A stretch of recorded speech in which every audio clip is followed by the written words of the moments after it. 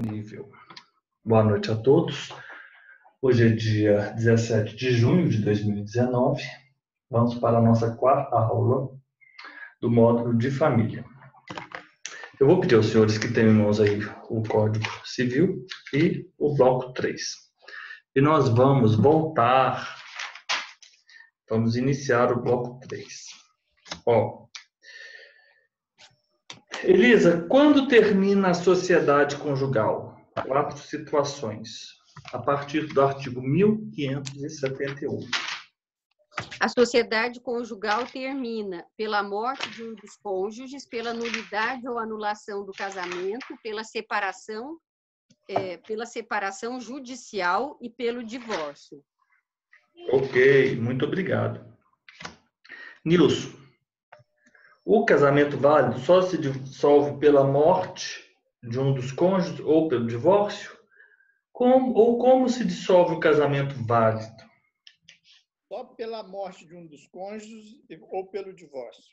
Então, enquanto a sociedade dissolve-se termina, que é a palavra, o verbo que ele se utiliza, morte de um dos cônjuges, nulidade, anulação, separação e divórcio, o vínculo matrimonial, ele é dissolvido, casamento válido, dissolvido pela morte de um dos cônjuges ou pelo divórcio, aplicando-se a presunção estabelecida nesse código quanto ao ausente. Ótimo. Zélia, dissolvido o casamento pelo divórcio, direto ou por conversão, o cônjuge poderá manter o nome de casado? Qual a exceção? A exceção é quando houver algum problema, né? Peraí. Quando a ruptura... eu me perdi. Qual é o artigo?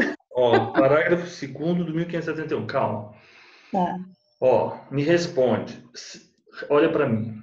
Oi. Dissolvido o casamento pelo divórcio, direto ou pela conversão da separação judicial ou separação extrajudicial em divórcio, o cônjuge pode manter o nome de casado?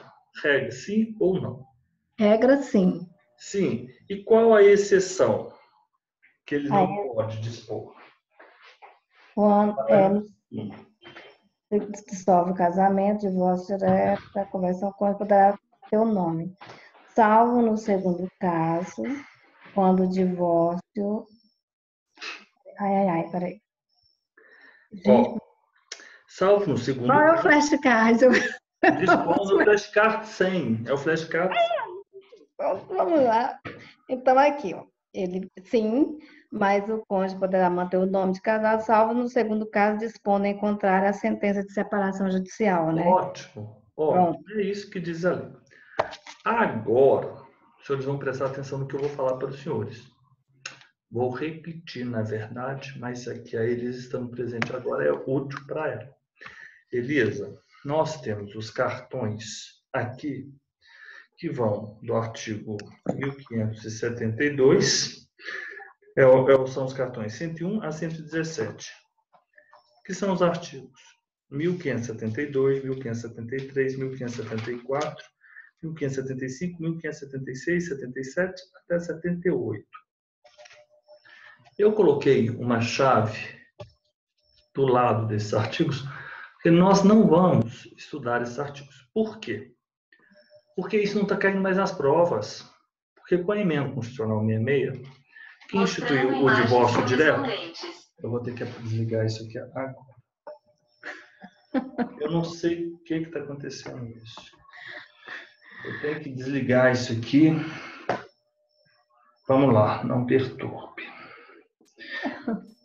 Já sei o que eu vou fazer. Se eu ver com Bluetooth, ele não conecta a internet e, portanto, ele fica fora. O divórcio direto foi instituído pela minha amiga. Como eu disse aos senhores, no sábado, parte da doutrina civilista propugna pela não aplicação mais no nosso ordenamento jurídico da separação.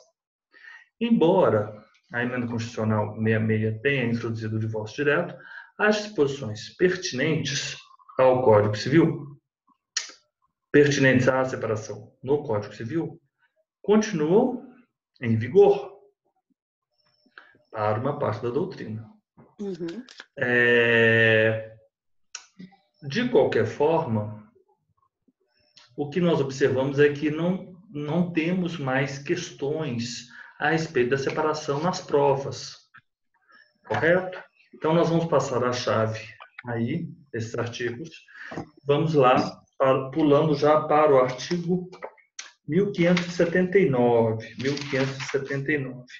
Elisa, o divórcio não modificará, melhor dizendo, o divórcio modificará os direitos e deveres dos pais em relação aos filhos? Não, o divórcio não modificará os direitos e deveres dos pais em relação aos filhos. Ótimo. Nilson, novo casamento dos pais poderá importar restrições aos direitos e deveres dos pais previstos no artigo 1579? Não poderá importar restrições aos direitos e deveres dos pais. Perfeito. Agora, nós também vamos colocar uma chave no artigo 1580, caput, parágrafo 1º e parágrafo 2º. Inclusive, eu tenho estes cartões, mas nós não vamos fazê-los, ok? Então, ok, estamos aqui. Continuamos agora com o artigo 1581, com a Josélia. Josélia, o divórcio pode ser concedido sem que haja prévia partilha de bens? Sim. Sim. Elisa, a quem competirá o pedido de divórcio? Somente aos cônjuges. Somente aos cônjuges. Ô, Nilson, quem poderá propor ação de divórcio sendo um dos cônjuges incapaz? Poderá fazê-lo o curador, o ascendente ou o irmão. Curador, ascendente ou irmão. Josélia, vamos falar agora da proteção da pessoa dos filhos. Como será a guarda dos filhos no caso de divórcio? Ela será unilateral ou compartilhada? Aqui, essa palavra, no caso de divórcio, está equivocada. Eu vou até marcar isso, que eu vou riscar, porque isso aqui não tem a ver com divórcio, correto? Isso. Eu vou riscar aqui, a gente às vezes comete alguns erros. Não. Como será a guarda dos filhos? Aí nós vamos simplesmente, a guarda será unilateral compartilhada. Muito obrigado. Elisa, agora vamos terminar o bloco 3. Como os senhores observaram, nós não temos mais, temos todas as fichas aqui e vamos adiante. Elisa, o que se compreende por guarda unilateral e por guarda compartilhada? Compreende-se por guarda unilateral a guarda atribuída a apenas um dos genitores ou a alguém que o substitua. E a guarda compartilhada? Já a guarda compartilhada constitui-se na responsabilização conjunta e no exercício conjunto de direitos e deveres do pai e da mãe que não vivam sob o mesmo teto, relativamente ao poder familiar dos filhos em comum. Perfeito, ótimo. Nilson, como será dividido na guarda compartilhada o convívio com os filhos? Deve ser dividida de forma equilibrada com a mãe e com o pai, sempre tendo em vista as condições fáticas e os interesses dos filhos. Ótimo, perfeito. Josélia, qual cidade será considerada base de moradia dos filhos na guarda compartilhada? Aquela que é melhor atender aos seus interesses. Será aquela que melhor atender aos interesses dos filhos? Ok. Pois é. Elisa, a que obriga a guarda unilateral? E o que se permite para possibilitar a supervisão?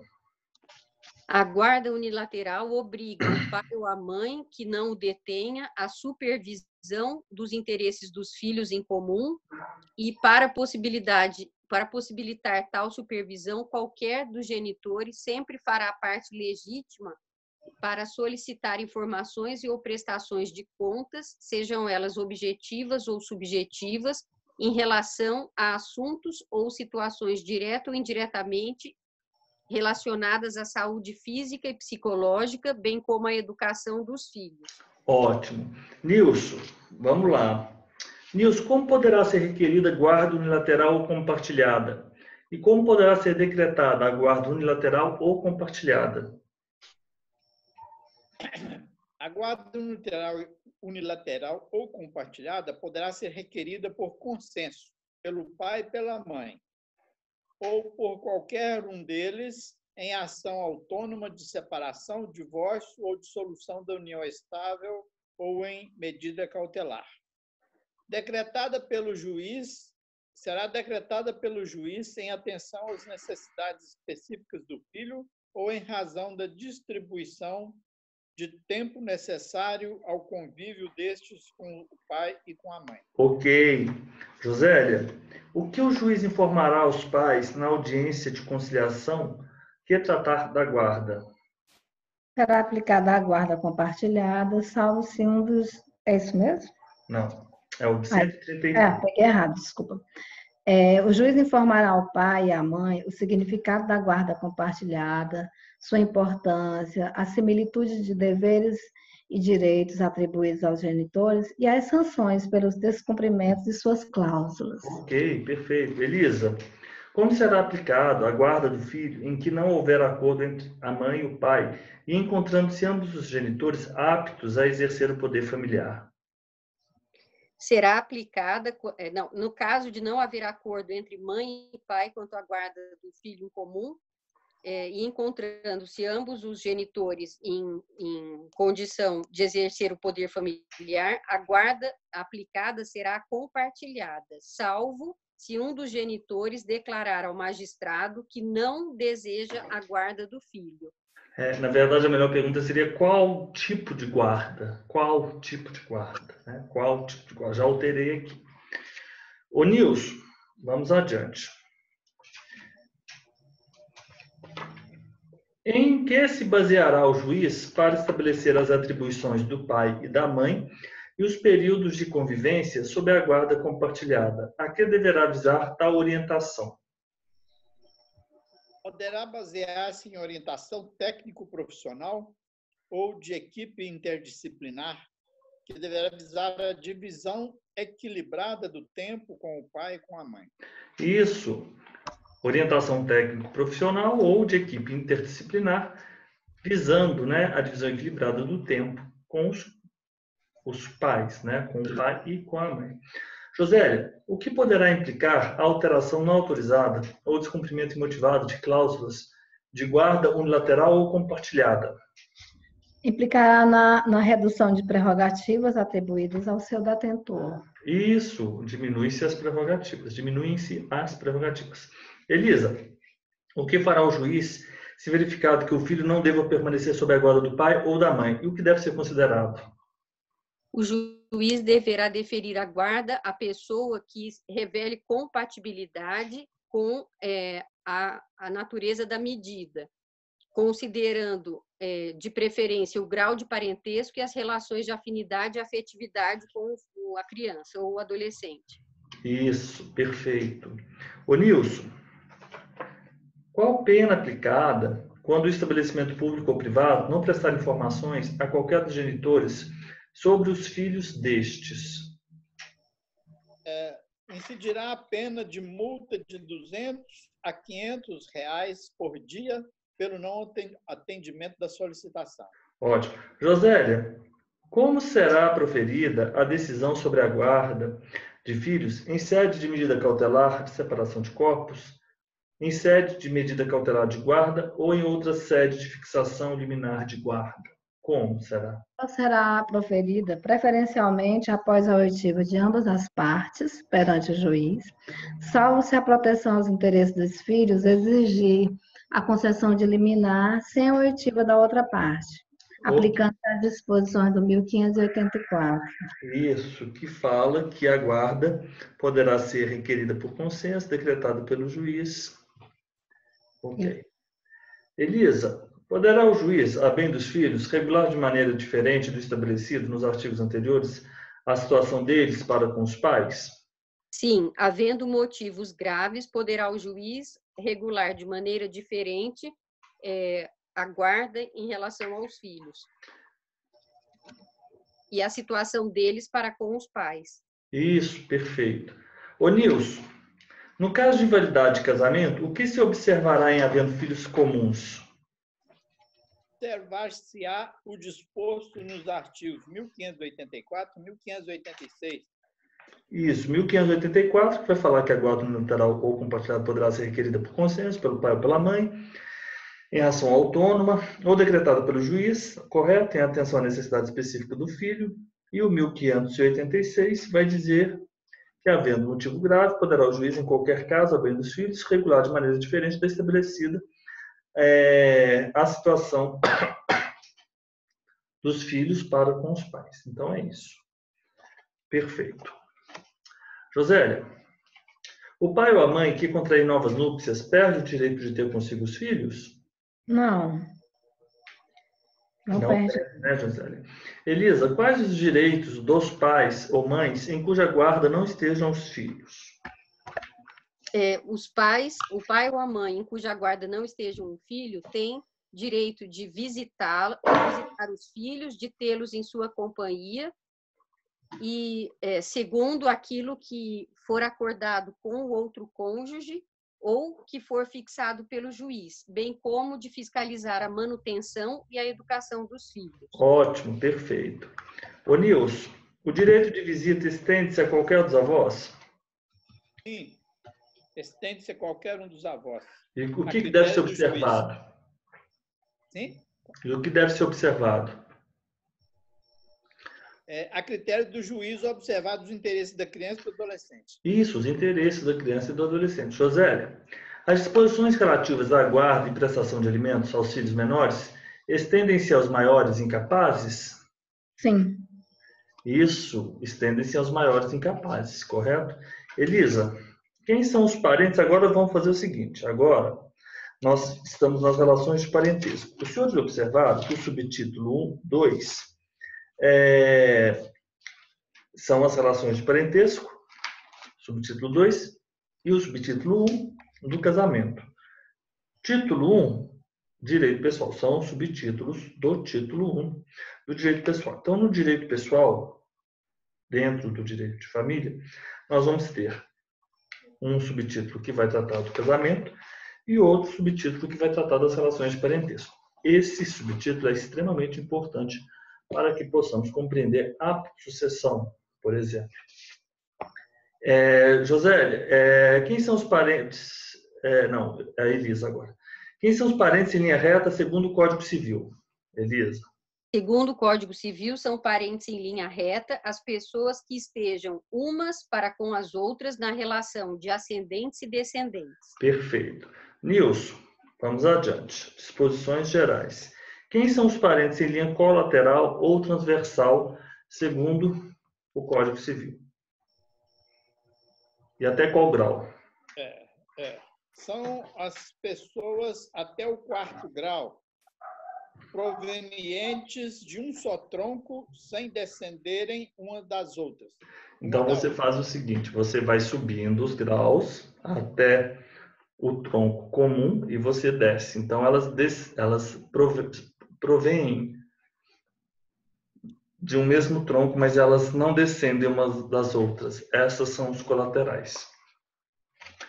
Josélia, como é considerado o parentesco no Código Civil? Ele é natural ou civil? Em razão de quê? Conforme a resulte da consanguinidade ou outra origem. Ou outra origem. Né? Não só o sangue, mas também, por exemplo, o afeto. Sim, né? O afeto. O afeto, afim, correto? Né, Elisa? Elisa, como contam-se os graus de parentesco na linha reta e na linha colateral? Na linha reta, contam-se os graus de parentesco pelos números de gerações. Na linha colateral, contam-se também pelo número de gerações, subindo até... de um dos parentes até o ascendente comum. De um dos parentes até o ascendente comum e descendo até encontrar o outro parente. Exatamente. Já mostrei isso para os senhores aí, como a gente conta esses graus. Nilson, como se vinculam os cônjuges ou companheiros aos parentes do outro cônjuge? Cada cônjuge ou companheiro é aliado aos parentes do outro pelo vínculo de afinidade. Vamos lá, Josélia. Vamos fazer a pergunta. A que se limita o parentesco por afinidade? Limita-se aos ascendentes e aos descendentes e aos irmãos do cônjuge ou companheiro. Isso. Então, um cônjuge ele se vincula aos parentes do outro pelo vínculo da afinidade. Mas quais são esses outros parentes? São os ascendentes, descendentes e irmãos, ok? Elisa, o parentesco, a que se limita o parentesco por afinidade? Isso já, a José já respondeu. Elisa, na linha reta, a afinidade se extingue com a dissolução do casamento ou da união estável? Não, na linha reta, a afinidade não se extingue, nem com a dissolução do casamento, nem com a dissolução da união estável. Ok? Então, por exemplo, se tiver um cônjuge, A e B são casados, A e B se divorciam, B, que é o esposo, não pode casar com a filha de A, nunca, ok? Muito menos com a mãe de A, porque são afins. E os afins, eles têm um impedimento, correto? Nilson, terão os mesmos direitos e qualificações os filhos havidos ou não da relação de casamento ou por adoção? Terão os mesmos direitos e qualificações. Ok. Josélia, quais os filhos se presumem concebidos na constância do casamento? Tem que fazer um quadro para Qual que é? 1597. Eu acho que esse não... 1597, né? Por aí.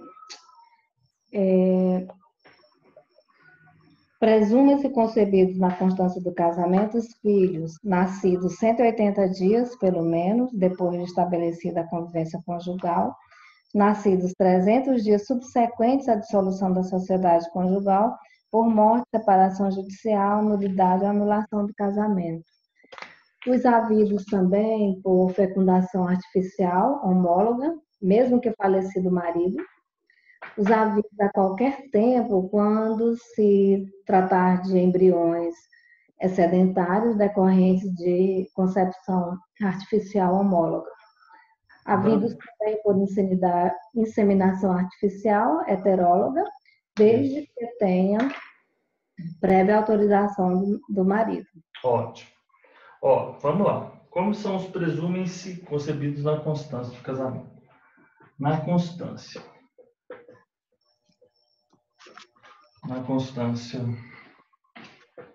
do casamento. Presume-se na constância do casamento. Eu vou fazer um... Pessoal, me dá só 2 minutos que eu tenho que resolver um problema da lâmpada aqui que está dando uma intermitência. Só um minutinho. É só 2 minutos que eu vou resolver já. Agora ele está em Pernambuco. É verdade. E depois ele deixou um pouquinho a esposa, né? Não sei se você chegou a conhecê-la. Não conheci, não. Mas ele é uma pessoa inacreditável. Ele era boia fria. Era? Ele se alfabetizou aos 28 anos de idade. Uma história bonita, né? Muito bonita. Nossa, a história de vida do professor André Vilaverde é realmente incrível. Ele saiu do Paraná. É uma história tão triste que ele mesmo não conta assim todos os detalhes. Ele fala que ele saiu do interior do Paraná e foi para Mato Grosso. E de Mato Grosso ele estudou direito e resolveu prestar concurso, mas que ele nunca tinha ouvido falar de concurso de cartório. Mas um dia uma juíza deu carona para ele, aí ele falou: como é que eu faço para ser juiz? Aí ela explicou para ele. Ele falou: então tá bom, eu vou estudar. Aí estudou, mas acabou prestando cartório, eu já não me lembro como. Mas a história dele é uma coisa tão linda, assim, quando ele superação, né? De superação. Bacana. E sem olhar, ele falou, sem olhar para o lado, porque senão, se eu fosse ouvir o que os outros, né, falavam, eu não teria chegado. Os outros são os outros, né? Muito legal, não sabia dessa história toda, não. Muito bom. Bem, não. Muito interessante. Um homem diferente, aquele rapaz. Engraçado, eu estava assistindo a aula com ele um dia, aí eu falando do meu marido, ele disse assim, esse rapaz é muito diferente. É muito diferente mesmo. Ele é um ser humano inacreditável, realmente, assim, porque a capacidade dele e de acreditar, né, de manter viva ele falou, essa chama, ele fala que o que é mais difícil para estudar em concurso é a pessoa se manter motivado. É verdade. Tem que ter um gás todo dia, senão, se bobear. Mas eu sou teimoso. Tem que ser, tem que ser. Vamos lá, pessoal. 1597, inciso 1. O primeiro marco, que vocês terão em mente, é o estabelecimento da convivência conjugal. Então, vamos colocar aqui, convivência conjugal. Convivência conjugal. Este é o primeiro marco. Foi estabelecida a convivência conjugal. 180 dias, os filhos nascidos pelo menos 180 dias do estabelecimento da sociedade, da convivência conjugal. Então, se foi estabelecida a convivência conjugal, em 180 dias, pelo menos, o filho nasceu, presumem-se na constância do casamento. Isso aqui é extremamente importante para os senhores que foram trabalhar no RCPM. Porque lá, o que vai importar na hora do registro da criança, isso aqui vai facilitar a vida dos senhores, correto? Então, esse é o primeiro marco. O segundo marco é a dissolução, aí os senhores terão que ter em mente, da sociedade, dissolução por morte, separação, nulidade, anulação. Dissolução da sociedade. Então, vamos colocar aqui. Dissolução da sociedade. Dissolução da sociedade por morte, separação, nulidade, anulação. Quando houver a dissolução da sociedade, nessas três situações, dissolução por morte, separação, nulidade, anulação, 4, né? 300 dias, nos 300 dias subsequentes a estes eventos, a estes fatos jurídicos, os filhos presumem-se nascidos na constância do casamento, ok? Então, esse é o segundo ponto. Aqueles filhos havidos por fecundação artificial homóloga, mesmo que falecido o marido. Fecundação artificial é quando o sêmen é do próprio marido.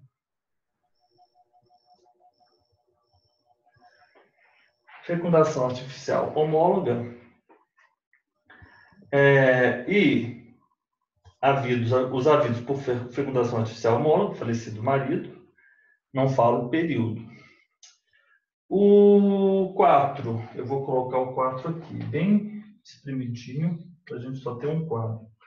Os havidos a qualquer tempo, havidos por fecundação, mesmo que falecido o marido, não falou o tempo. O quarto, havidos quando se tratar de embriões excidentários. Então, vou colocar assim, havidos embriões excedentários.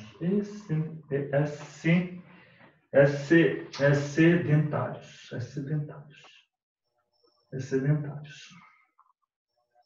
Aqui ele fala qualquer tempo.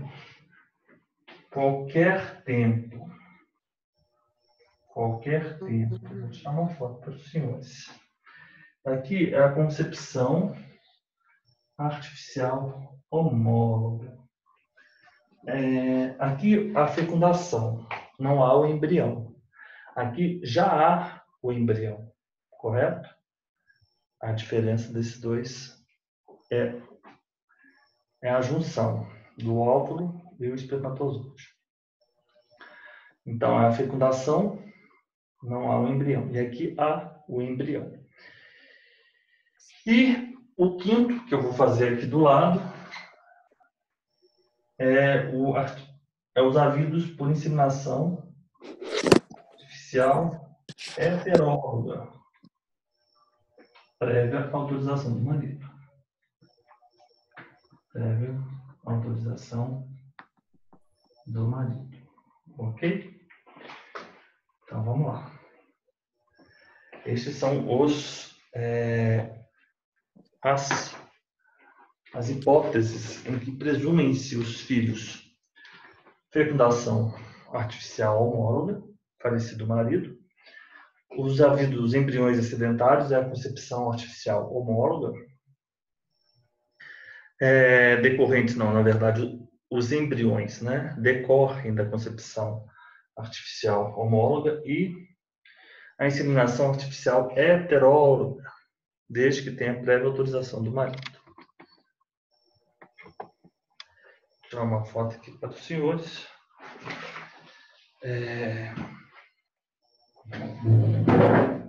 Vamos continuando.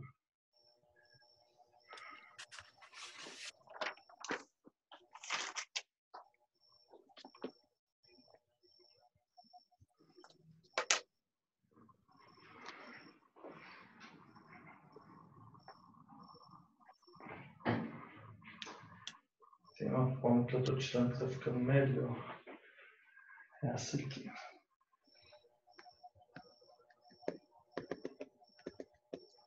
A diferença, né, entre o 3 e o 2, né? Aliás, o 2 e o 4 é que na 3 o marido deixa, pelo que eu compreendi, o marido deixa a esposa fecundada, né? E a 4, os embriões estão lá, ela poderá utilizá-los posteriormente, né? Aqui não. Aqui o marido ele pode ter falecido, ela vai utilizar o sêmen do próprio marido. Mas ela não está fecundada ainda. Ah, é? No 3, não. Ah, entendi. Fecundação artificial. Então, ela vai se utilizar do sêmen do marido que está falecido. Depois, a segunda situação é o embrião. Porque você pode ter o sêmen, não sou entendedor de genética reprodutiva, nada disso. Mas é isso mesmo. Ou você pode ter o sêmen congelado ou o embrião congelado, que eles são conhecidos como os embriões excedentários, né? Uhum. Então, e a outra é os advindos da inseminação artificial heteróloga, desde que haja autorização do marido, né? Vamos compartilhar aqui. WhatsApp.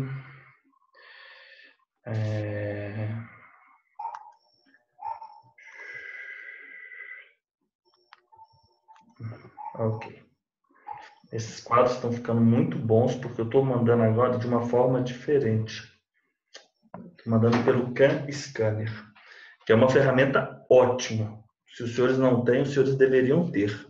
Os senhores conseguem tirar uma foto, é como se vocês estivessem escaneando um documento.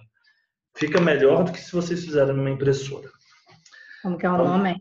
Can Scanner. Se vocês tiverem um celular aí, os senhores vão fazer o download desse aplicativo. Ele muda a nossa vida. Vocês vão fazer... Scrammer, é? Can... Deixa eu anotar aqui. Eu sei, de câmera, Scrammer, né? Can Scanner. Esse aplicativo é ótimo. Vocês conseguem tirar uma foto do documento. É como se você tivesse escaneado e tendo um arquivo em PDF. Eu vou pular esse artigo 155 e vou passar para o artigo 156. Elisa, a prova da impotência do cônjuge para gerar a época da concepção e lide a presunção da paternidade?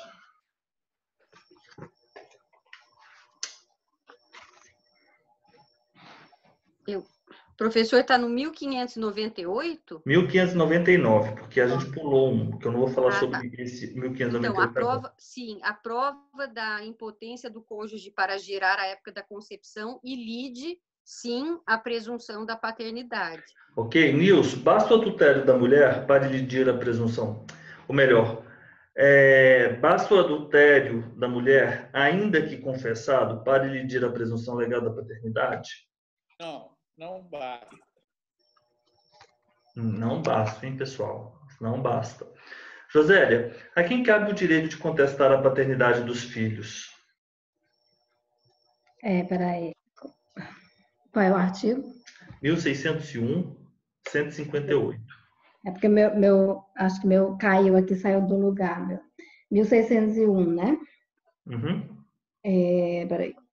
Cabe ao marido o direito de contestar a paternidade dos filhos nascidos de sua mulher, sendo tal ação imprescritível. Isso. Então, eu vou fazer a pergunta. A quem cabe o direito de contestar a paternidade dos filhos? Só me responde.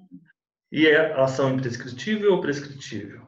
Imprescritível. Uma Imprescritível. ação personalíssima, né? Uhum. Mas se ela for... Vamos lá, vamos seguir. Ô Elisa, contestada a filiação, os herdeiros do impugnante têm direito de prosseguir na ação? Sim, os direitos do impugnante têm direito de prosseguir na ação se contestada a filiação. Isso, contestada a filiação, os herdeiros impugnantes, do impugnante, na verdade, os herdeiros do impugnante, daquele que impugna. Impugna, hein? Nilson, basta a confissão materna para excluir a paternidade? Não basta a confissão materna. José, como se prova a filiação segundo o Código Civil? Pela certidão do termo de nascimento registrado no Registro Civil de Nascimento. Ok. Elisa, pode-se vindicar estado contrário ao que resulta do registro de nascimento? Não, ninguém pode vindicar estado contrário ao que resulta do registro de nascimento, Qual a exceção? salvo se provar erro ou falsidade do registro. Ok. Ô Nilson, em quais hipóteses poderá a filiação ser provada por qualquer modo admissível em direito? Quando houver começo de prova por escrito, proveniente dos pais, conjunta ou separadamente. Isso. Quando existirem veementes presunções resultantes de fatos já certos. Isso, na falta ou defeito do termo de nascimento, poderá provar-se a filiação por qualquer modo admissível em direito. 1. Quando houver começo de prova por escrito, proveniente dos pais, conjunto ou separadamente, quando existirem veementes presunções resultantes de fatos certos. José, a quem compete a ação de prova da filiação? Ao filho, enquanto viver, passando aos herdeiros se ele morrer menor ou incapaz. Isso, ao filho enquanto viver, passando aos herdeiros se ele morrer menor ou incapaz. Elisa, se iniciada a ação de prova de filiação pelo filho, os herdeiros poderão continuá-la? Sim, os herdeiros poderão continuar a ação de Qual a exceção? prova de filiação, exceto se extinto o processo. Exato. Então, terminamos aqui o nosso bloco 3. Então, vamos já começar o bloco 4. Eu vou tentar fazer com os senhores, depois, ainda hoje, uma revisão destes blocos. Vamos lá. Vamos lá no bloco 4. O bloco 4. Do reconhecimento dos filhos. Família, bloco 7. Família, bloco 2. Bloco 1. Bloco 1, bloco 2. Bloco 4. Vamos lá. Do reconhecimento dos filhos. Do reconhecimento dos filhos. Esse bloco vai do 1607 até o 1657. Então, ele é um bloco que vai muito. Até do pacto antinupcial. Vamos lá? Elisa, quem pode reconhecer, ou melhor, Nilson, quem pode reconhecer o filho à vida fora do casamento?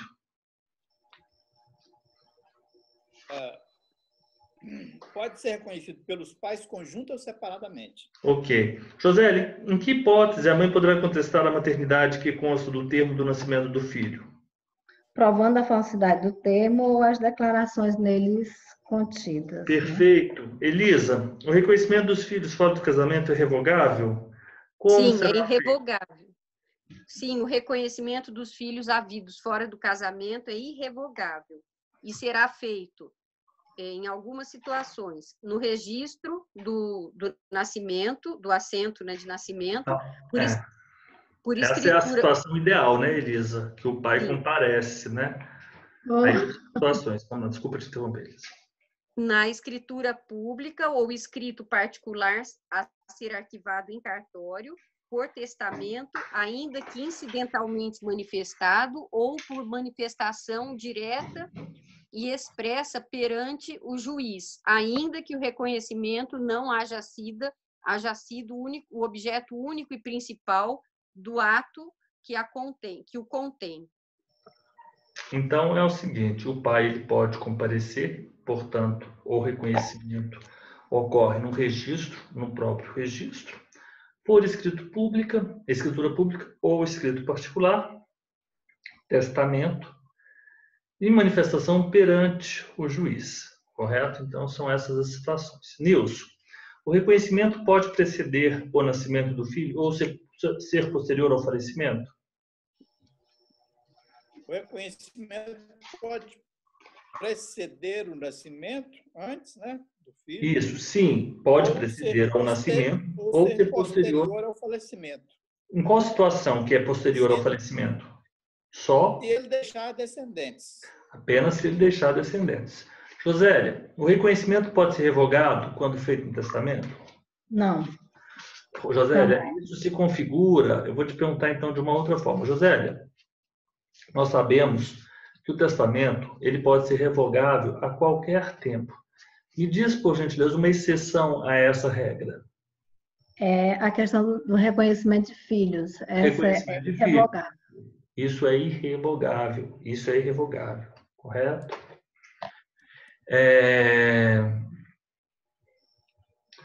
Josélia, eu posso dispor de testamento a respeito de questões de cunho não patrimonial?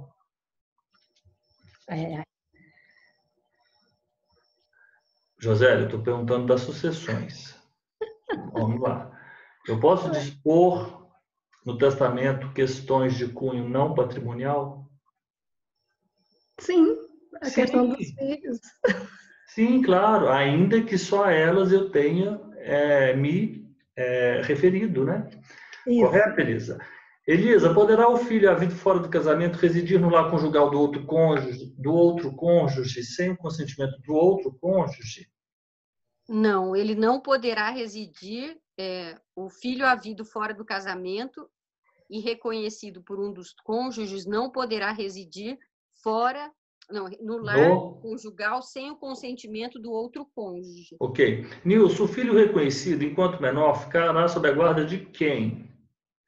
E se ambos o reconhecerem e não houver acordo? Ficará sob a guarda do genitor que o reconheceu. E se ambos o reconheceram e não houver acordo, sob a guarda de quem melhor atenda aos interesses do menor. Perfeito. Josélia, são eficazes ou ineficazes a condição e o termo apostos ao ato de reconhecimento do filho?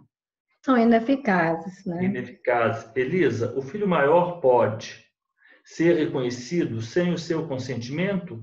Sim não, ou não? Não, o menor o filho maior não pode. Sim, o menor pode impugnar o reconhecimento? Pode, nos 4 anos que se seguirem a maioridade ou a emancipação. Ok, perfeito. Nilson, quem poderá contestar a ação de investigação de paternidade ou maternidade? Qualquer pessoa que justo interesse apresente. Isso, interessante. Qualquer pessoa, hein, que tenha interesse. Velha, quais efeitos produzirá a sentença que julgar procedente a ação de investigação de paternidade?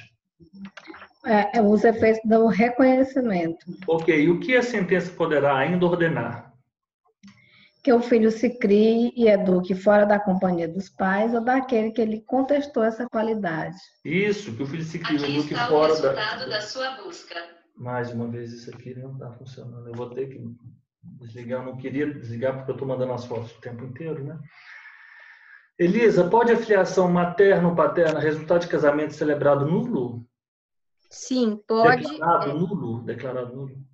Sim, a filiação materna ou paterna pode resultar, ainda que de casamento, declarado nulo. Ok, Nilson, como será definida a adoção de crianças e adolescentes?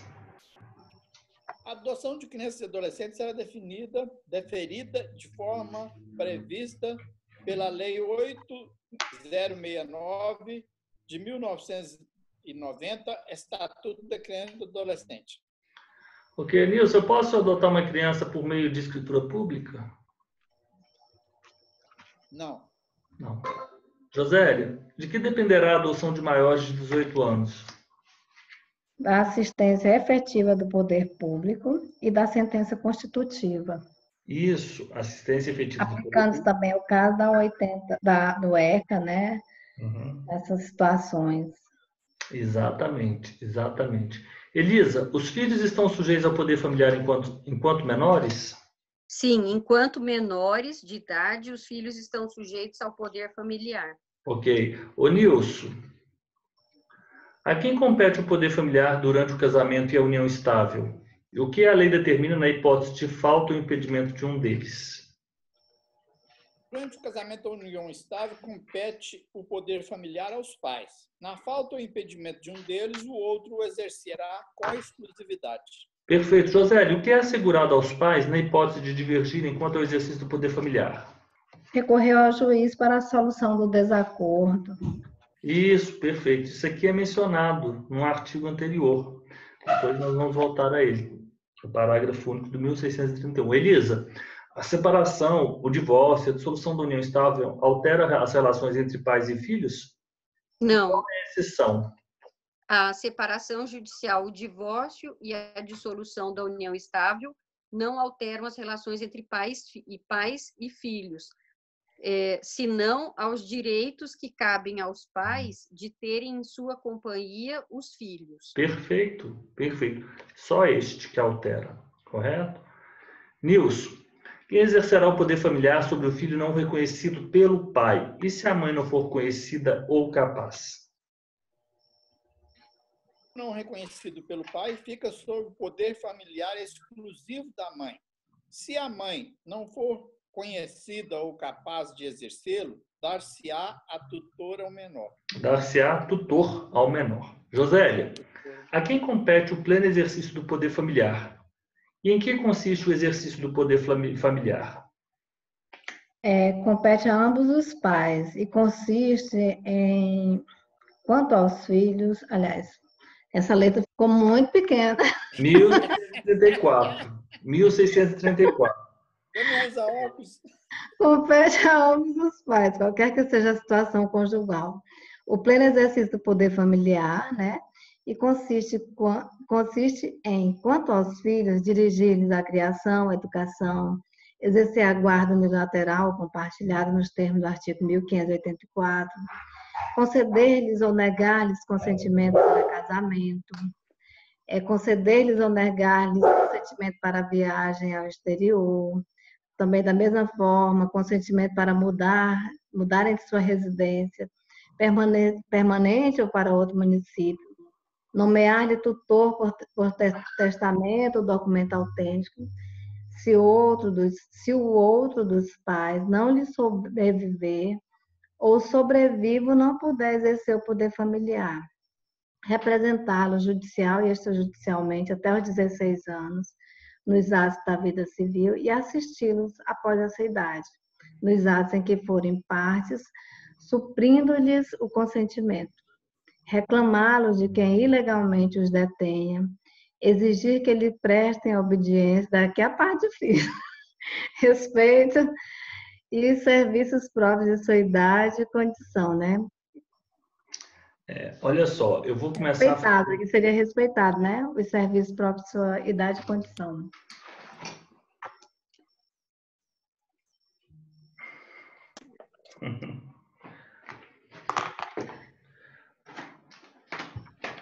Ufa! José, às vezes eu tô achando que você tá um pouco desiludido com a vida. Tô nada! Hã? Professor, é o São João. Pô, não é? Vai para as festas, volta desse jeito, né, Liz? Noiada ainda. Cansada de farra, né? Ou então, José, eu não sei se você tem filhos, mas ou então a sua filha está te dando algum trabalho, porque outro dia você já falou que não gosta de estudar. E hoje você está falando que eles não estão obedecendo. Não, mas eles nunca obedecem depois dos 12 anos. É quase impossível. Eu quero que vocês vão pensar o seguinte. Vocês vão pensar aqui.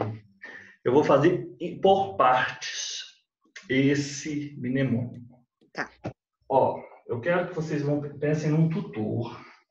O que? Compete a quem? Ambos os pais. 1634.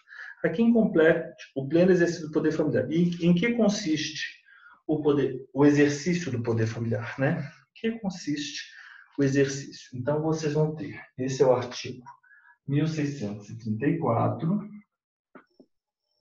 vocês vão pensar que tem um tutor. Esse tutor, ele está dirigindo, e aqui nós vamos ter, eu não sei se vou saber desenhar um volante. O tutor está a dirigir. Isso aqui é um volante. E aqui, dirigir. Dirigir o quê? Vocês vão colocar aqui, dirigir a criação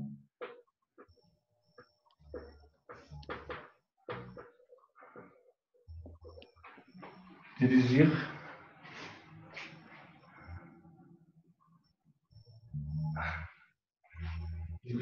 a criação e a educação. Dirigir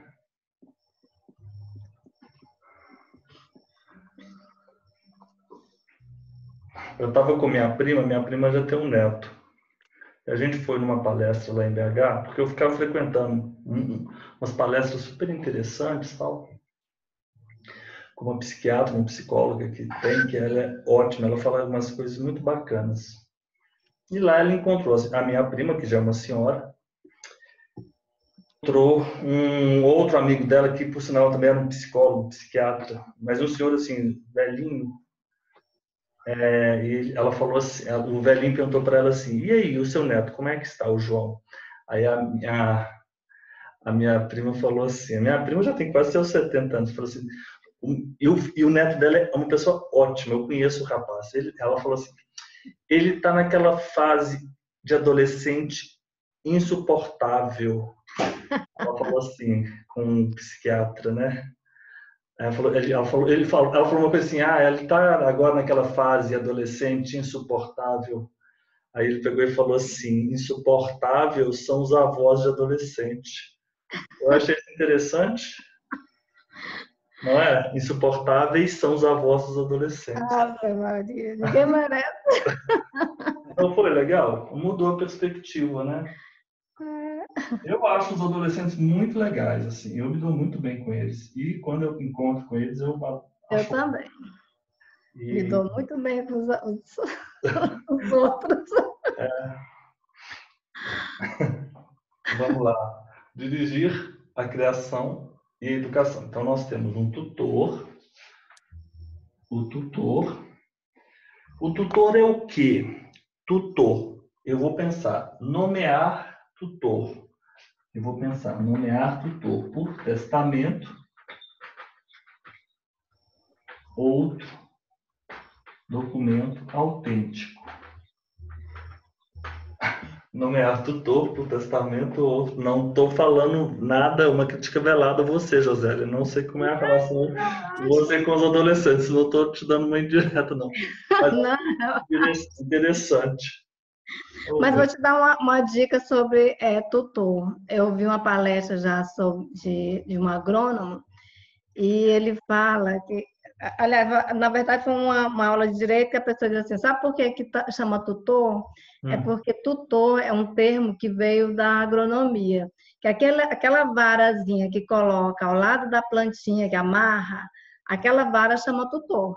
É verdade. Para manter, né, o crescimento reto, né? Isso, é. Interessante. É muito interessante, né? Desde que não esteja torto, né? Porque pau que nasce torto nunca se endireita, né? É Vamos porque lá. nem tudo na vida deve ser reto, né? Também. Tutor, testamento ou outro documento. E aqui eu tenho dirigir a criação e educação. Agora, aqui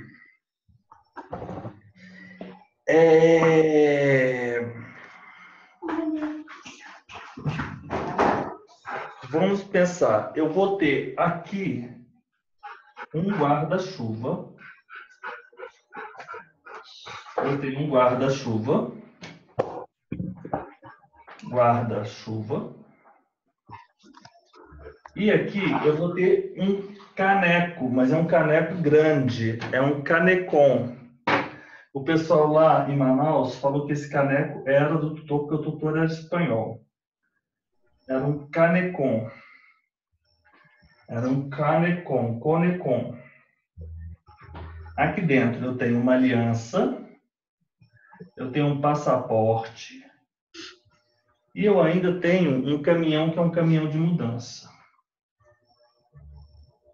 Por isso, a gente já começa a pensar como a gente vai resolver esse artigo. A gente precisa decorar. 1634. Compete ambos pais. Compete ambos pais. Qualquer que seja a situação, o pleno exercício do poder familiar. Exercício do poder familiar. Exercício poder familiar. Que consiste? Consiste. O que consiste o poder familiar? Nomear tutor por testamento ou outro documento autêntico. Nomear-lhes tutor por testamento ou outro documento autêntico. Correto? Nomear tutor. Se o outro dos pais não lhe sobreviver, ou o sobrevive não puder. Ok. Nomear-lhes tutor. Dirigir-lhes a criação e educação. Exercer, conceder-lhe, exercer a guarda unilateral ou compartilhada. Unilateral, compartilhada. Vamos por partes. Então, nomear tutor,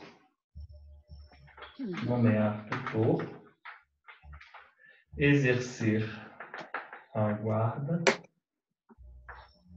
nomear tutor, exercer a guarda, dirigir-lhes a criação e educação, conecom, consentir, conceder-lhe, na verdade, ou negar consentimento. Conceder ou negar consentimento para se casarem é aliança, para viajarem ao exterior é o passaporte e para mudança de município. Isso para mudarem sua residência. Então vamos lá, vamos fazer essa parte, depois a gente continua. Então eu tenho um tutor, o tutor tem um volante, o volante tem um guarda-chuva e tem um canecon. Dentro desse canecon eu tenho uma aliança, eu tenho um passaporte e eu tenho um caminhão de mudança. Ok. Nomear tutor. Ok. Dirigir-lhe criação e educação. Exercer a guarda compartilhada ou unilateral. Consentir, conceder ou negar consentimento para se casarem, para viajarem para o exterior e para mudarem de município. Ficou fácil, não ficou? Nomear tutor. Então, esse tutor é o tutor N. Nomear o tutor, que esse guarda-chuva tem a letra E. Exercer a guarda. Guarda-chuva. Exercer a guarda. Então, nomear tutor, por testamento ou documento autêntico, dirigir-lhes a criação e educação, exercer a guarda unilateral compartilhada, conceder ou negar consentimento para casarem, viajarem para o exterior e mudarem de município. Correto? Representá-los, reclamá-los, exigir-lhes obediência. Vamos colocar representá-los, reclamá-los, exigir. Então, representá-los, reclamá-los, exigirem que prestem obediência, respeito e serviços. Pessoal, vamos parar agora, fazer o nosso intervalo e depois a gente volta. Joaquim, 1634. Eu vou tirar a foto para por você. favor. O que que tem na caneca? Aliança, esse quadrinho, esse É o retângulo. passaporte. Ah, o passaporte, né? Aliança. Entendi. É o passaporte. Passaporte. E é o caminhão da mudança. Caminhão da mudança, ok? Tá, obrigada, Joaquim. Ô, Josélia. Beijão. Bem-vinda. Até daqui a pouco. Vou mandar. Até. Tchau, tchau. Tchau.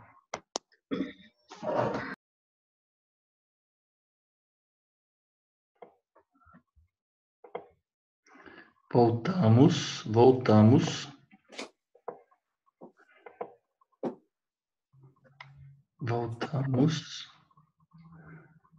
Vamos lá. Ó. Em que consiste o poder familiar? O poder familiar consiste em nomear tutor, em testamento ou documento autêntico, dirigir a criação e educação, exercer a guarda compartilhada unilateral, conceder ou negar consentimento para casar, para viajarem para o exterior, para mudarem de município. Reclamar, depois nós vamos ver esses outros três. Exigir-lhe obediência, reclamar de quem os ilegalmente o detenha, exigir-lhes que prestem obediência, respeito e serviços e representá-los.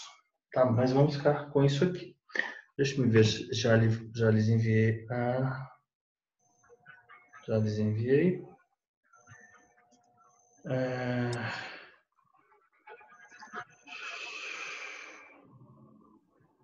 Vamos lá.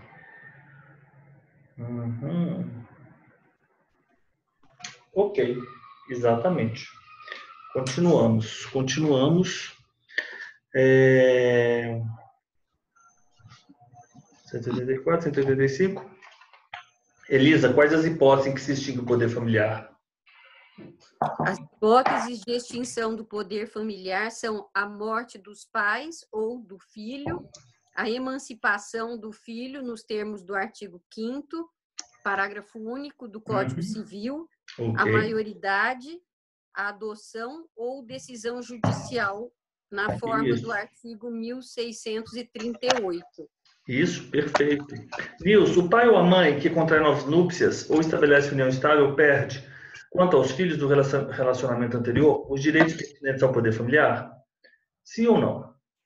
Não. Como deverão ser exercidos os direitos relativos ao poder familiar? Exercendo sem qualquer interferência do novo cônjuge ou companheiro.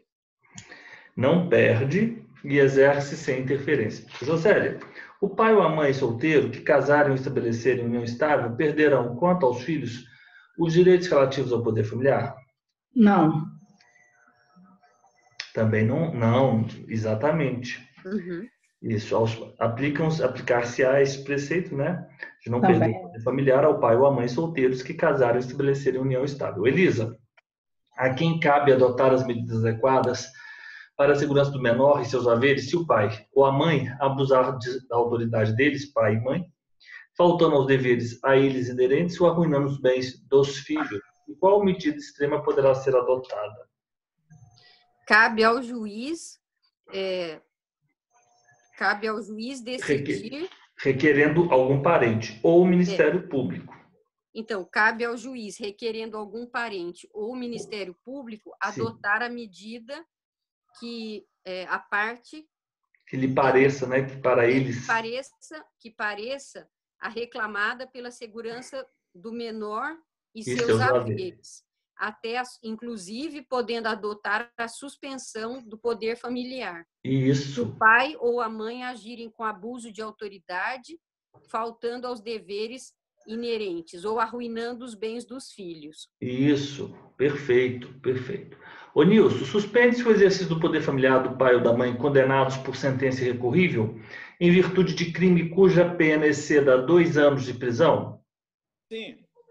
Sim, então suspende-se igualmente o exercício do poder familiar de pai ou mãe condenados por sentença irrecorrível em virtude de crime cuja pena exceda 2 anos de prisão. Josélia, quais as hipóteses perderá o pai ou a mãe o poder familiar por ato judicial? Quando castigar imoderadamente os filhos, deixar o filho ao abandono, praticar atos contrários à moral e aos bons costumes, incidir reiteradamente nas faltas previstas no artigo antecedente, arruinar os bens, etc. Isso. Entregar de forma irregular o filho a terceiro para fins de adoção. Isso, então perde o poder familiar Sim, castiga, deixa o filho em abandono, pratica atos contrários, incide nas faltas do artigo antecedente e entrega de forma regular o filho à adoção a terceiros. Elisa, é lícito ou ilícito aos nubentes, antes da celebração do casamento, estipular quanto aos seus bens o que lhes aprouver? É lícito aos nubentes, antes de celebrar o casamento, estipular quanto aos bens aquilo que lhes aprouver. Ó, pessoal, agora vamos adentrar um outro título. Nós não estamos mais no título 1. Nós estávamos a tratar no título 1 do direito pessoal, no subtítulo 2, que são das relações de parentesco, não estamos mais. Agora estamos no título 2, que trata do direito patrimonial. E agora nós vamos falar sobre o dinheiro, sobre o patrimônio, correto? Então, o primeiro capítulo trata das disposições gerais do subtítulo 1, que é o regime de bens entre os cônjuges. Então, é lícito aos nubentes, antes de celebrar o casamento, correto, estipular o que lhe aprouver. Ô Nilson, qual o marco inicial para começar a vigorar o regime de bens entre os cônjuges? Começa a vigorar desde a data do casamento. Desde a data do casamento. Josélia, é admissível a alteração do regime de bens mediante autorização? Sim ou não, Josélia? Sim, desde que autorizado judicialmente. Em pedido motivado de ambos os cônjuges, correto? Com pedido Deve ser motivado. apurado. E quais direitos deverão ser ressalvados?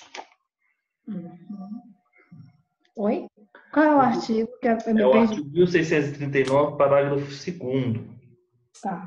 Eu me perdi aqui na fichinha. Vamos lá. 1600 e? 39. Tá. Uhum. Então, É admissível a alteração do regime de bens. Ok. Como vai ser feito? Através de qual instrumento? Autorização judicial em pedido motivado de ambos os cônjuges. Mas para que ocorra essa alteração, o que o juiz deve analisar, Josélia? ele vai apurar a procedência dos pedidos e as razões invocadas, ressalvados os direitos terceiros. Sempre. Então, para fazer essa alteração, esse artigo ele cai demais nas provas. Ele cai demais. Você pode mudar? Sim, mas você vai apurar as razões invocadas e você vai ressalvar os direitos de terceiros. Então, É quase como fazer um inventariar, né? sempre muita cautela, né? Correto? Ok, obrigado, José. Elisa, qual regime de bens vigorará em não havendo convenção ou sendo ela nula ou ineficaz? Não havendo convenção antenupcial ou sendo ela nula ou ineficaz, vigorará, quanto ao regime de bens entre os cônjuges, o regime da comunhão parcial. Ótimo. Comunhão parcial. Nilson, poderão os nubentes, no processo de habilitação, optar por qualquer dos regimes tratados no Código Civil? Ou não? Sim, poderão sim. Ok. E quanto à forma, como será feita a opção pelo regime de comunhão parcial de bens e pelos outros? Reduzir-se-á a termo a opção pela comunhão parcial, fazendo-se o pacto antenupcial por escritura pública nos demais regimes, nas demais escolhas. Então, isso é básico. Comunhão parcial de bens reduzir-se a termo, ou seja, basta a informação de que eles adotaram a comunhão parcial de bens. Não é necessário o pacto antinupcial. O pacto antinupcial é para todos os outros regimes, ok? Josélia, quais os casos em que é obrigatório o regime de separação de bens? Esse aqui, Josélia, dá para você falar para mim sem ler. No caso da separação legal, né? Quando Qual o outro nome da separação legal, Josélia? Não estou lembrada agora. Não tem problema. Separação legal, esses conceitos, Josélia, isso aí é importante. Esses sinônimos, porque na hora da prova eles vão confundir o separação legal, que é igual ao separação obrigatória, com aquele outro que é o separação total, separação convencional, separação absoluta. Tá bom? Este tem pacto. Isso tem sim. Então, vamos lá, José, quais são as situações? Das pessoas se contraírem com inobservância das causas suspensivas da celebração do casamento, né?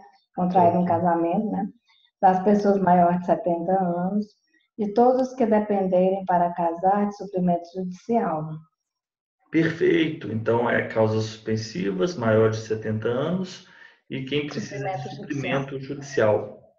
Separação obrigatória, separação legal, artigo 1641, do lado esquerdo, é aquele que tem a súmula 377. Antes da súmula, não tem meação e não tem herança. Ó, eu fiquei pensando naquilo, a única coisa que os senhores têm que pensar é o seguinte: na primeira coluna, não tem meação e nem herança, mas no outro, que é o separação convencional, separação total, separação absoluta, tem a herança. Tá bom? Tem a herança. Então, os senhores pensem dessa forma. Mas não tem a súmula 377. Ou seja, a pessoa ela casa naquele regime de compacto antinupcial, elegendo a separação total, absoluta, convencional, e o que for amealhado com esforço comum, não cabe meação. Correto? Então, se ela casa com um senhor que tem filhos, ela vai dividir ela vai ser herdeira, mas ela divide a meação dela com os outros filhos. Ok? Com os filhos do marido. Que pode ser injusto, né? Às vezes eles compram uma casa com esforço comum, mas tem um pacto. Então, os filhos vão dividir, né? Porque vão ser todos herdeiros, né? Correto? Ok. Esse aqui é obrigatória ou legal. Elisa, independentemente do regime de bens, o que pode cada cônjuge livremente praticar? Ixi, esses aqui são vários. Eu até marquei aqui que eles podem praticar, Elisa. Eles, independentemente do consentimento do outro cônjuge, marido e mulher, podem livremente praticar todos os atos de disposição e de administração necessários ao desempenho profissional. Ok. Podem administrar os bens próprios, desobrigar ou reivindicar imóveis gravados ou alienados sem o seu consentimento ou sem o suprimento judicial. Demandar a rescisão contratual da fiança e da doação ou demandar a invalidação do aval realizado pelo outro cônjuge sem seu consentimento. Reivindicar os bens comuns, móveis ou imóveis, doados ou transferidos pelo outro cônjuge ao concubino, desde que provado que os bens não tenham sido adquiridos pelo esforço comum do cônjuge com o concubino, se o casal estiver separado de fato por mais de 5 anos, e praticar todos os atos que não lhes forem expressamente vedados. Isso. Depois vamos fazer um quadro. Aqui eu quero terminar esse grupo agora. Calma, vamos ter quadro para todas as listas, tranquilos. Ó, Nilson, as dívidas contraídas para os fins tratados no artigo do 1643, que são comprar ainda crédito as coisas necessárias à economia doméstica, obter por empréstimo as quantias que a aquisição dessas coisas possa exigir, obrigam solidariamente ambos os cônjuges? Sim, obrigam solidariamente ambos os cônjuges. Exato. Está faltando. Eu pulei uma pergunta, Nilson. 199. Ô, Nilson, o que pode praticar cada cônjuge, independentemente de autorização do outro, na constância do casamento? Comprar, ainda que a crédito, as coisas necessárias à economia doméstica e obter por empréstimo as quantias que a aquisição dessas coisas possam exigir. Ok, Josélia, essas dívidas contraídas nestas situações, elas obrigam solidariamente ambos os cônjuges? Sim. Sim. Elisa, a quem compete as ações fundadas no inciso 3, 4 e 5 do 1642? Eu vou falar para você quais são.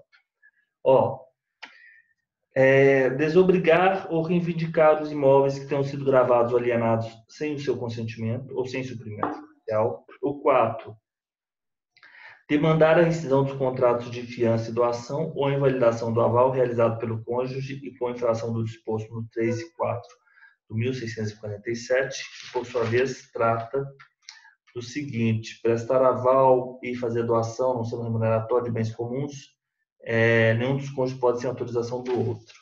Ok?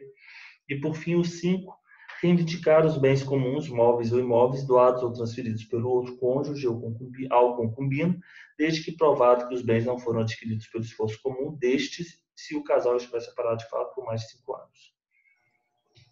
A quem compete essas ações? Ao cônjuge prejudicado e a seus herdeiros. Exatamente, ao cônjuge prejudicado e a seus herdeiros.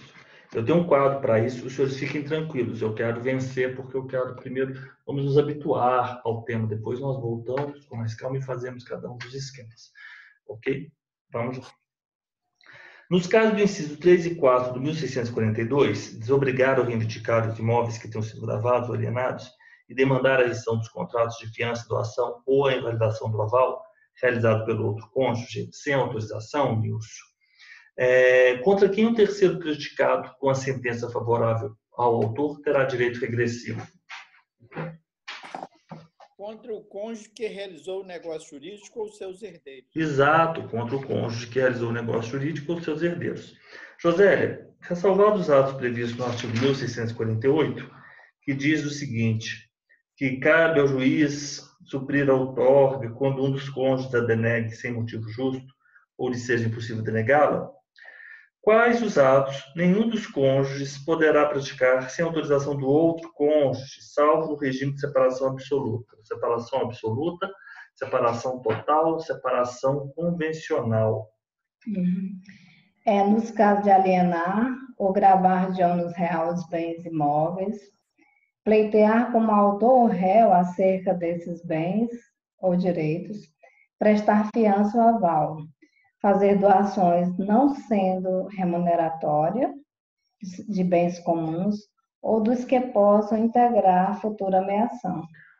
José, então é o seguinte, se vocês, cônjuges, estão casados em todos os regimes, exceto naquele regime da segunda coluna, que é a separação absoluta, que é a separação total, que é a separação convencional, vocês não podem, sem autorização do outro, praticar alguns atos. Vocês não podem alienar ou gravar de ônus real os bens imóveis, vocês precisam da autorização.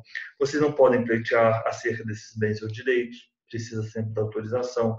Não podem prestar nem fiança nem aval, precisa da autorização. Então, os senhores não podem ainda fazer a doação de bens comuns ou dos que possam integrar a futura ameação, de forma alguma, sempre com autorização do outro. Agora, se os senhores forem casados naquele regime, separação convencional, separação total, separação absoluta, aí sim, que é a segunda coluna, os senhores não precisam do aval, né? Ou melhor, os senhores não precisam da autorização do outro cônjuge. O paradoxo de você falar separação total, separação absoluta, separação convencional, está que, embora essas palavras elas tenham uma ideia, né, de absoluto, de total, o cônjuge ainda sai com alguma coisa, ele herda. E aí os senhores podem me perguntar, mas por que então é total, absoluta, total e absoluta? Porque ele está falando só de meação. Né? Ele só está falando de meação. Ele está falando de separação total, é que não tem meação. Porque o separação total, separação absoluta, se os senhores pensarem assim, nesse sentido, deveria se aplicar a separação legal, a separação obrigatória. Vocês concordam? Sim. Porque nele, eles não saem com nada. Ok? Obrigado. Elisa, são válidas ou inválidas as doações nupciais feitas aos filhos quando casarem ou estabelecerem economia separada? São válidas, são válidas. São válidas. Ô Nilson, a quem cabe suprir a outorga quando um dos cônjuges a denegue sem motivo justo ou seja impossível o cônjuge concedê-la? Caberá ao juiz. Caberá ao juiz. José, qual o efeito a lei atribui ao ato praticado sem autorização judicial quando necessária, na hipótese do artigo 1647? É anulável, né? O ato é anulável. Anulável. E quem pode pleitear a anulação do ato praticado por um dos cônjuges na falta de autorização não suprida pelo juiz no disposto do 1647. É aquele cônjuge que sofreu prejuízo, né? Isso, podendo o Foi outro cônjuge prejudicado, né? pleitear-lhe a anulação. E qual é o prazo? 2 anos. Determinada sociedade conjugal, ok? Até 2 anos terminada a sociedade. Isso, ótimo. Elisa, para que a aprovação torne válido o ato, sob qual forma deverá revestir-se? O ato deverá, a anuência, A né, aprovação. a aprovação deverá revestir-se da forma pública, por instrumento público, devendo Isso. ser feita por instrumento público ou, então, por instrumento particular autenticado. Perfeito, isso aí, instrumento público ou particular autenticado. Ô Nilson, quem poderá demandar a decretação de invalidade dos atos praticados sem outorga, sem consentimento ou sem suprimento do juiz? Só poderá ser demandada pelo cônjuge a quem cabia concedê-la ou por seus herdeiros. Isso só pode ser demandada pelo cônjuge a quem cabia concedê-la ou por seus herdeiros, ok? Josélia, quando nos cônjuges não puder exercer a administração dos bens que ele incumbe, segundo o regime de bens, o que caberá a outro cônjuge? Gerir os bens comuns e os do consórcio, né? Alienar os bens móveis comuns, alienar os imóveis comuns e os móveis ou imóveis do consórcio mediante autorização judicial. Exatamente. Então, quando um dos cônjuges não puder exercer a administração dos bens que lhe incumbe, segundo o regime de bens, essa administração caberá ao outro cônjuge. Caberá a outro. Então, caberá a outro gerir os bens comuns e o do consorte, alienar os móveis comuns, alienar os imóveis comuns e os móveis ou imóveis do consorte, mediante sempre autorização judicial. Ok? Elisa, como será considerado o cônjuge que estiver na posse dos bens particulares do outro cônjuge? Então, será considerado para com o cônjuge de cujos bens particulares esteja na posse ou para os herdeiros responsável como usufrutuário, se o rendimento for comum, como procurador, se tiver munido de mandato explícito ou tácito para administrar tais bens, como depositário, se não for nem usufrutuário, nem administrador. Ok. O cônjuge que estiver na posse dos bens particulares do outro será, para com esse outro, seus herdeiros, responsável.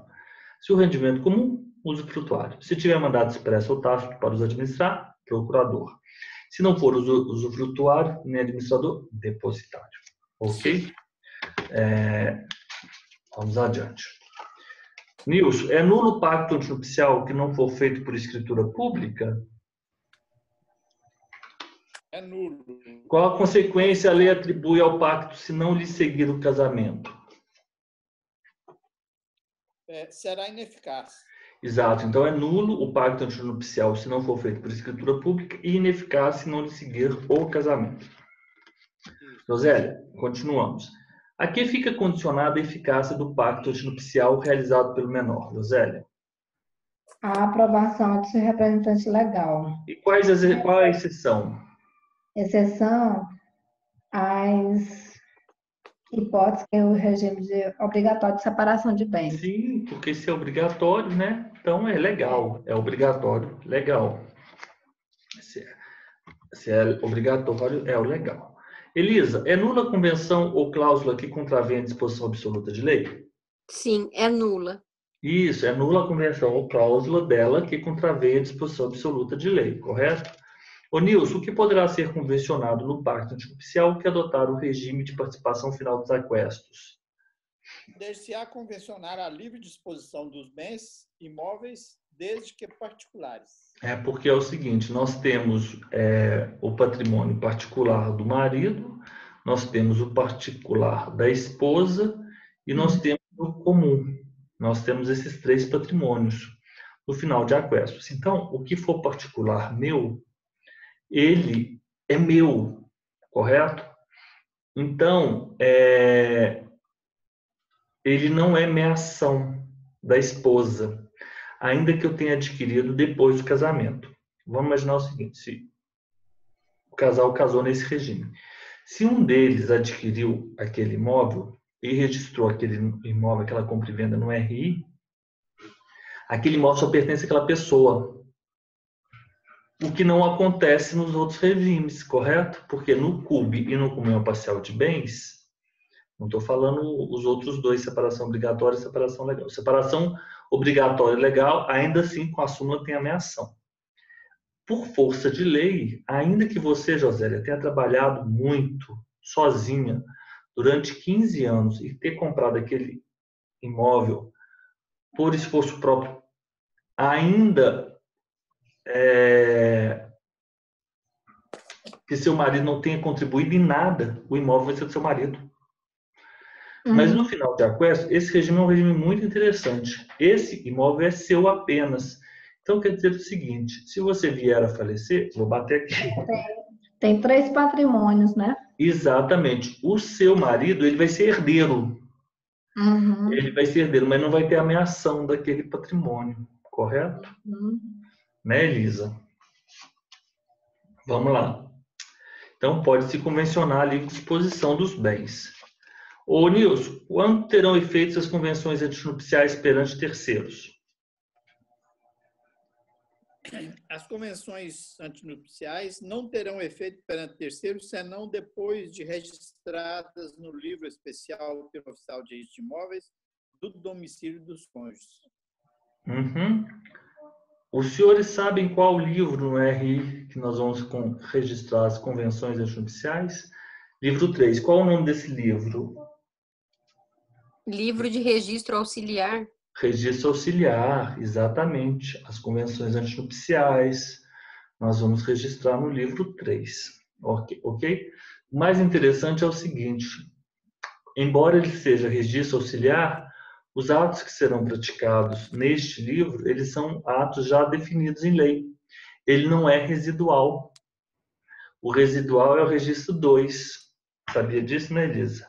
Não. Se você for na Lei 6.015, você vai falar o seguinte, olha, no livro 3 serão praticados os seguintes atos. Verdade.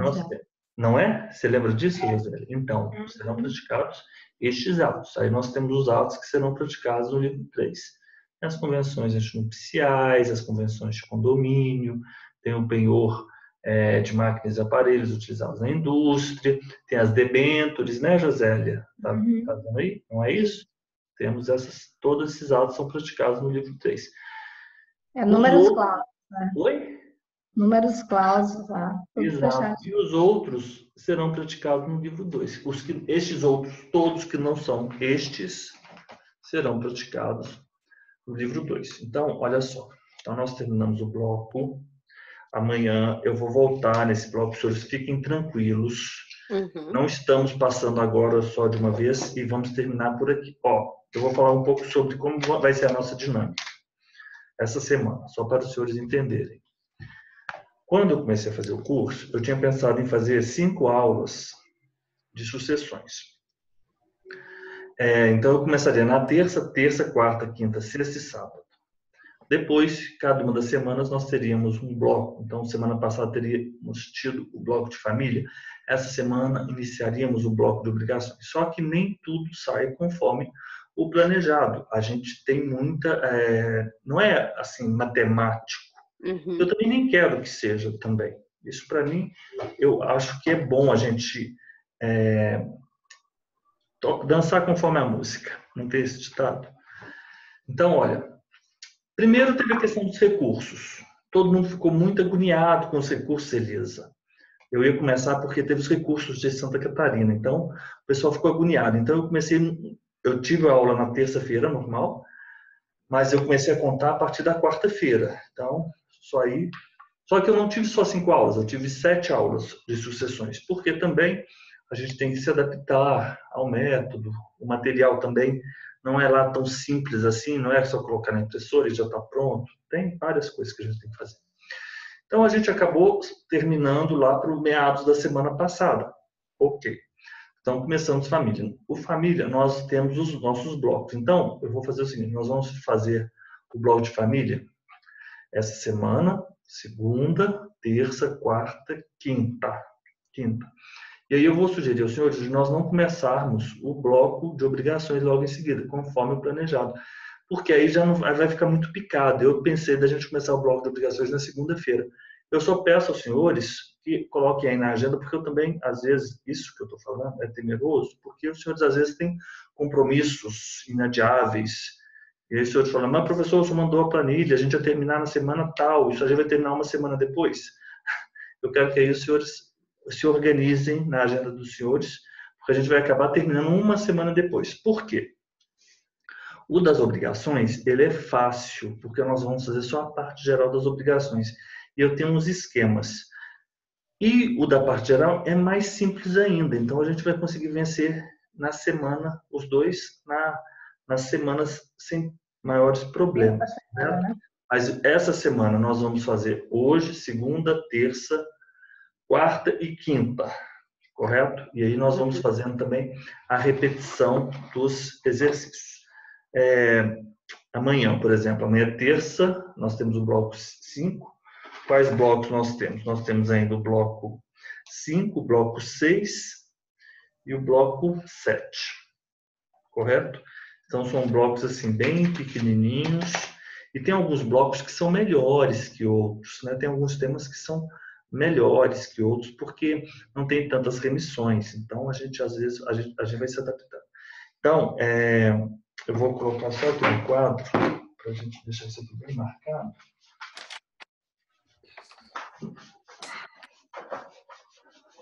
Joaquim. Pois não. Você já podia também adiantar as fichinhas, os flashcards. Das obrigações educacional, exato. Bastante tranquilidade. Então vamos colocar aqui, ó. Terça-feira, quarta, quinta. Então, na terça-feira, nós vamos fazer o bloco 5, o bloco 6, o bloco 7. Mas não apenas estes blocos. Eu vou voltar, por exemplo, nesse bloco 4. Porque eu não sei se os senhores já observaram, quando a gente faz um bloco pela primeira vez, não é assim tão fluido. Mas quando a gente já faz a segunda, é muito mais rápido. É verdade. Já é muito mais rápido. Então, o bloco 5, só para os senhores se organizarem aqui, são dos artigos 1658 a 1693 e são os cartões 216 a 260. O 216, o 1658 começa no regime da comunhão parcial de bens. Aqui nós temos os quadros. Depois nós temos o regime da comunhão universal, que é o CUB. E nós vamos até regime de separação e até usufruto e administração dos filhos menores. Então, amanhã está super tranquilo, porque a gente só tem que passar os quadros. Mas então a gente vai repetir o 4 e o 5, correto? Vamos primeiro fazer assim todos esses quadros e voltamos aqui nesse quarto, que é hoje é difícil esses cartões. Sexta-feira é o bloco 6. Qual é o bloco 6? O bloco 6 são os artigos 1694 a 1727. Então, é o 261 ao 308. E o 694, nós vamos tratar dos alimentos, que é uma parte interessante, a 1700 até, a gente vai passar o bem de família, 1727. União estável, bem de família. Essa parte é bem interessante, principalmente bem de família e união estável. Se os senhores forem observar as provas de cartório, a gente começa a perceber algumas coisas. O que, por exemplo? Alimentos quase nunca caem na prova de cartório. Mas união estável e bem de família, sim. E quando a gente compara o bem de família, a gente compara o bem de família aqui no Código Civil com o bem de família da Lei 6.015, correto? Aí tem um quadro, fica bem legal. E, por fim, a última parte é o bloco 1, deixa eu colocar aqui, bloco 1, bloco 2, bloco 3, bloco 4, o bloco 5, bloco 6, onde está o meu bloco 7? O bloco 7 está por aqui, em algum lugar aqui. O bloco 7 está aqui. Ele vai falar da curatela. E essa parte que várias alterações da tomada de decisão por ela. Essa parte também é uma parte que não cai. Embora tenha relevância no RCPM. Não cai essa parte. Então, de família, o bom de estudar família é o seguinte, vocês podem ficar tranquilos. Por quê? Vocês vão tirar aquela parte de separação. Tirou aquela parte de separação, vocês vão tirar aquela parte essa parte final, que é o bloco 7, mas que nós vamos estudá-la sim, porque ela tem repercussão no RCPN, mas ela não tem caído. Não tem caído. Qual que é o bloco 7? Vamos lá. O 1728 ao 1783. E os cartões são os 309 a 373. Então, os senhores fiquem tranquilos que amanhã já vai ser mais fácil. Amanhã vamos repetir o 4. Repetir o 4. E talvez eu consiga repetir o 1, 2, o 3 e o 4. Correto? 1, 2, o 3 e o 4. Então, ok. Vamos terminar por aqui hoje. Tá. Elisa, você quer falar alguma coisa? Não, professor. Eu só que esses cartões, o senhor que está providenciando, né? O de família ou das obrigações? O de família eu já te mandei o arquivo? Não. O de família? O de família eu recebi os mapas mentais. Você não recebeu o arquivo de família, mas eu mando para você. Essas fichas de família você não tem? Não, não tenho. Ah, então tá. Então, peraí. A gente tem que mandar para você, tá? Eu vou mandar isso, inclusive... eu vou mandar os arquivos no seu e-mail agora, depois que terminar a aula, ok? Você vai imprimir daquela mesma maneira. Tá. Nilson, outra coisa. Quer falar alguma coisa, Nilson? Não, tranquilo. Ok. Josélia? Não, tá bem tranquilo. Eu só queria pedir desculpas, porque realmente quando eu não durmo direito, parece que nada dá certo. Eu fico muito avoada. Ô, Josélia, eu que peço desculpa, porque às vezes a Elisa está falando assim, sabe? Ela está passando assim, como todos nós, às vezes por problemas emocionais que têm impactos assim direto na nossa saúde. Isso todos nós passamos, entendeu? Mas assim, tranquilize-se, sabe? Não se culpe por nada. Não, tá tudo certo. Tranquilize-se. E ainda por cima caiu aqui as fichas e umas ficaram fora do lugar. Eu mudei de sala porque a outra luz não estava legal. Meu filho estava estudando aqui nessa sala, aí eu fui para outra. Aí, como ele foi descansar um pouquinho, eu voltei para cá. Ótimo. Outra coisa, não sei se os senhores perceberam, esse bloco, as perguntas estão maiores. Aí os senhores, eu já falei para os senhores, por que aconteceu isso? Porque o pessoal em Manaus, quando eu fui confeccionar, eles falaram, você está ficando muito caro. Então tem que fazer menos cartões. Mas agora não, agora eu estou fazendo mais cartões. E aí a notícia boa é que eu consegui uma gráfica, Elisa, eu consegui uma gráfica lá em São Paulo que talvez faça para mim os cartões. E aí você, pelo menos a parte das sucessões, você vai revisá-la. Tá. Correto? Mas a gente vai combinar isso e aí eu vou mandar imprimir numa gráfica, vocês vão receber como um presente da minha parte aos senhores um bloco de 5 cartões, iguais a esse aqui, ó, iguais a esse aqui. Vocês vão receber 5 disso aqui, os cartões, vocês vão receber o bloco das sucessões. E depois, o segundo passo é o bloco de família. Mas fiquem tranquilos. Pelo visto, não vai ter Manaus. Não vai ter mais Manaus. Porque hoje uma pessoa judicializou o concurso.